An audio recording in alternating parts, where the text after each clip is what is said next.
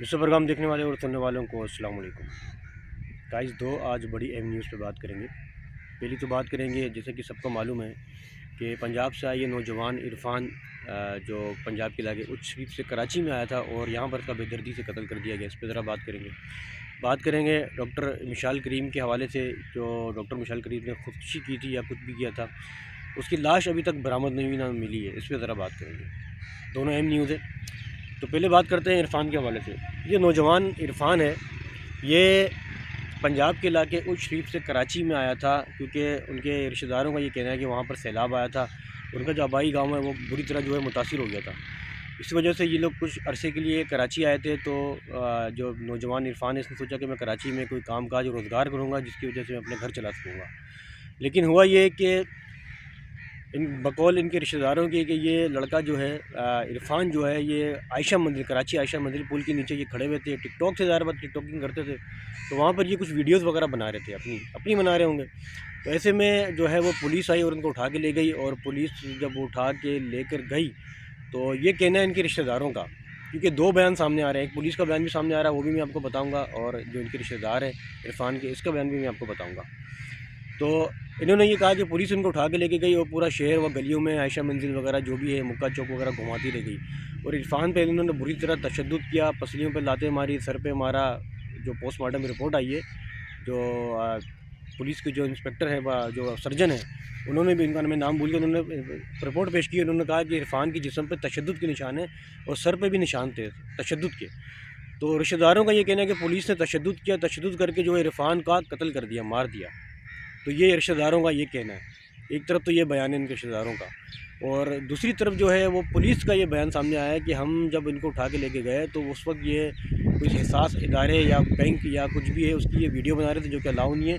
तो हम इसी वजह से जो इरफान को उठा के लेके गए और हमने तफ्तीश की। तफ्तीश के दौरान जो है ये लड़का इरफान डर गया, जिसकी वजह से इसको जो है वो कार्डियक अरेस्ट या फिर हार्ट अटैक हुआ, जिसकी वजह से इसका इंतकाल हो गया। ये पुलिस का बयान है। एक तरफ पुलिस का बयान और दूसरी तरफ रिश्तेदारों का बयान बरअक्स है, आपस में दोनों का बरअक्स है। तो पहले तो चीज़ ये है कि इतनी छोटी सी उम्र में हार्ट अटैक बड़ी मुश्किल से आता है। हाँ, आजकल नौजवानों को हार्ट अटैक हो रहे हैं, लेकिन इरफान की उम्र 14 से 15 साल। तो इसमें जो है वो डॉक्टर का भी ये कहना है कि ऐसे में तो हार्ट अटैक बड़ी मुश्किल, हार्ट अटैक नहीं होता इसमें। तो रिश्तेदारों का ये कहना है कि पुलिस ने जो है वो हमारे जो है जो हमारे बच्चे का कत्ल किया है। अब ये बयान है, दो बयान है।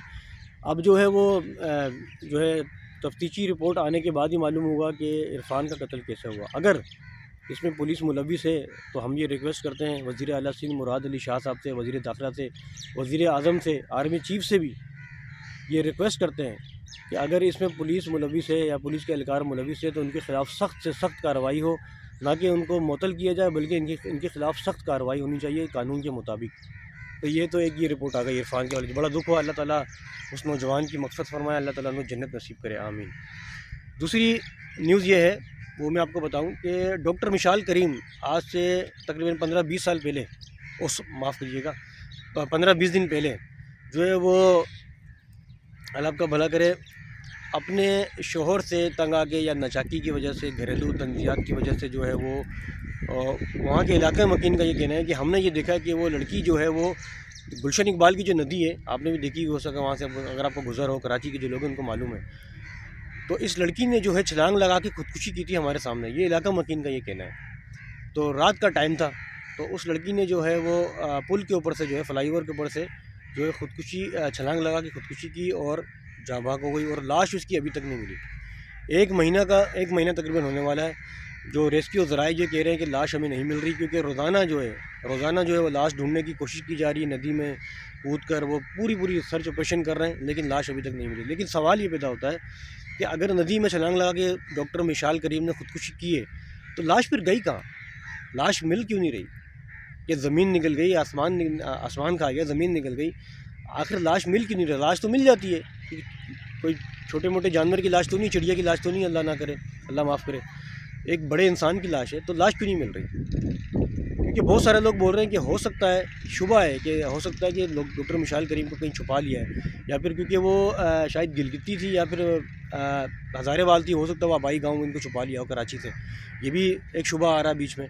लेकिन बात यह है कि अगर खुदकुशी की है डॉक्टर मिशाल करीम ने, तो लाश तो मिलनी चाहिए, लाश क्यों नहीं मिल रही? 1 महीना हो गया है लेकिन लाश नहीं मिल रही। उसके शोहर को जो है वो गिरफ़्तार कर लिया गया, लेकिन अभी तक जो है वो इसकी भी तफ्तीशी रिपोर्ट जो है वो अभी तक सामने नहीं आई। ये 2 बड़ी अहम न्यूज़ थी जो आप तक पहुँचाई है। तो अल्लाह ताला रहम करें, अल्लाह ताला पाकिस्तान के हालात पर रहम करें, आमीन। इसके साथ ही आप मेज़बान अब्दुल सत्तार को इजाज़त दें। अल्लाह हाफ़िज़। पाकिस्तान ज़िंदाबाद।